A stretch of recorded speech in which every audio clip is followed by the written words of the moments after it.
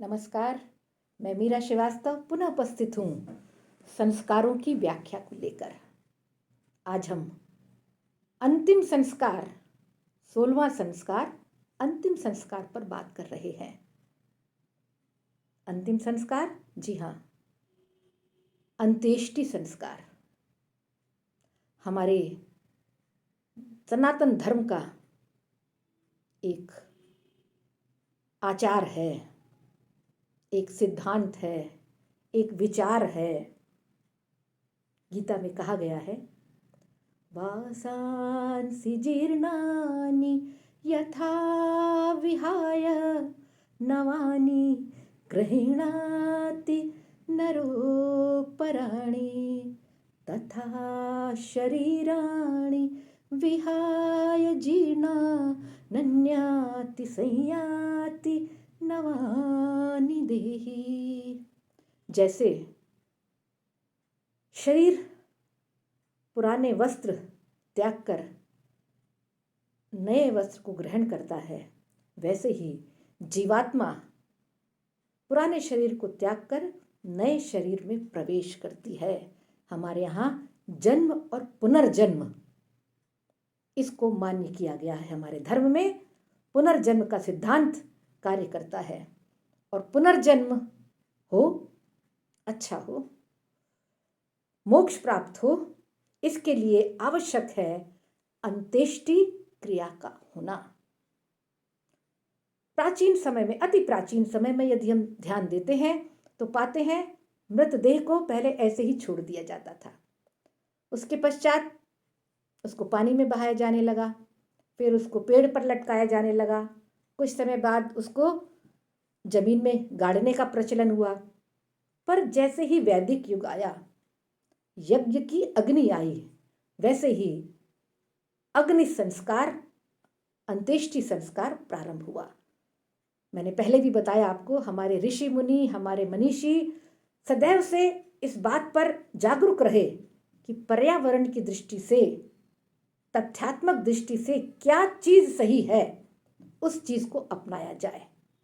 और पर्यावरण की दृष्टि से, स्वास्थ्य की दृष्टि से, सभी दृष्टि से कहा जाए तो अंत्येष्टि की क्रिया बहुत ही वैज्ञानिक है।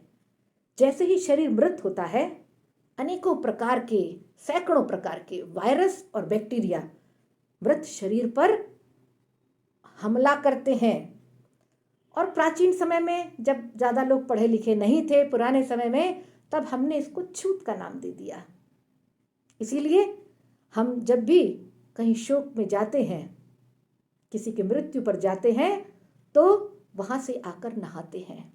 ऐसे ही मृत शरीर जब घर से बाहर जाता है तो घर के लोग पूरा घर साफ सफाई करते हैं, धोते हैं और कपड़े बदलते हैं। जो अंत्येष्टि करता है वो भी वहाँ अपने बाल देता है और कुछ जो रीतियाँ बनाई गई उसके अनुसार घर से अग्नि जाती है, घर से पिंड जाता है, आटे की लोई आपको मालूम होगा जाती है, और वहाँ पर अग्नि देने से पूर्व, मुखाग्नि देने से पूर्व परिक्रमा की जाती है मटके में पानी भरकर। और उसके बाद कुछ परिक्रमा के बाद उसको छोड़ दिया जाता है जमीन पर पीछे से। यानी हमने उस मृत देह से मोह खत्म किया, या मृतदेह का मोह खत्म हो गया।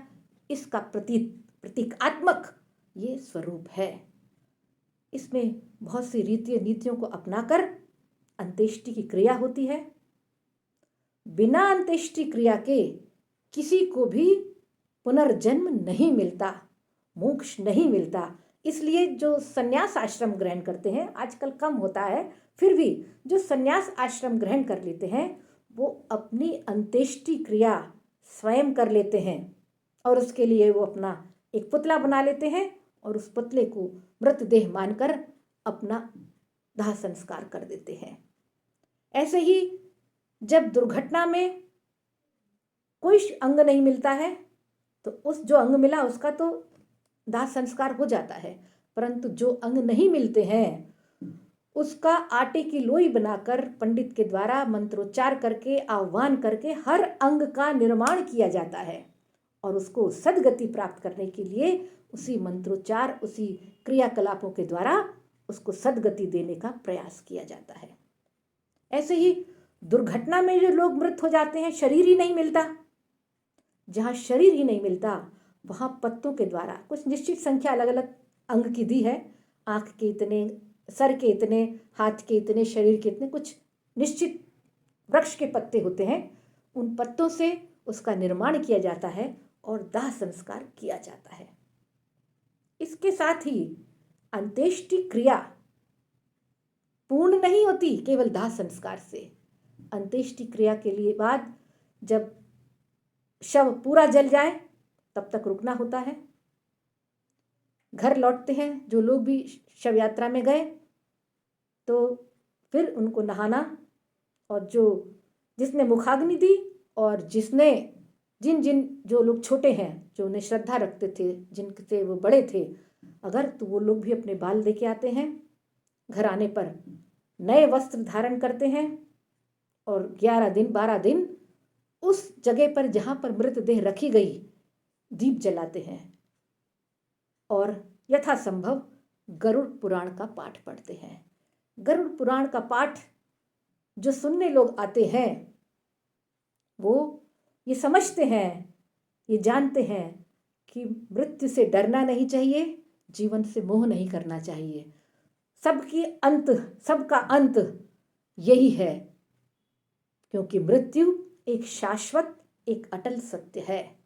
और उसके बाद 12वें दिन या 13वें दिन जो तिरही कहते हैं वो मनाना भी आवश्यक है, क्योंकि ये माना जाता है कि आत्मा जो कि न किसका शरीर है, न उसको कोई काट सकता है, न उसको कोई उड़ा सकता है, न कोई इसको नष्ट कर सकता है, कोई रूप नहीं है और कोई आकार नहीं है उसका, लेकिन उसके बाद भी वो मनुष्य के शरीर में इतने वर्ष वास करती है, निवास करती है, तो उसको भी थोड़ा बहुत मोह हो जाता है।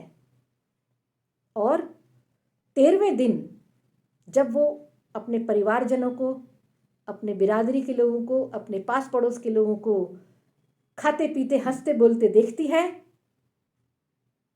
तो उसका मोह भंग हो जाता है। वो समझ जाती है कि अब मेरे परिजनों को मेरे जाने का कोई दुख नहीं है। ये प्रतीक है। हालांकि हमारे माँ बाप चले जाते हैं तो हमें बहुत लंबे समय तक दुख रहता है, उनकी कोई पूर्ति नहीं कर सकता, परंतु आत्मा का वो मोह भंग खाते पीते हंसते बोलते देखकर हो जाता है। इसलिए 13वीं तक अंत्येष्टि क्रिया का समापन होना आवश्यक है।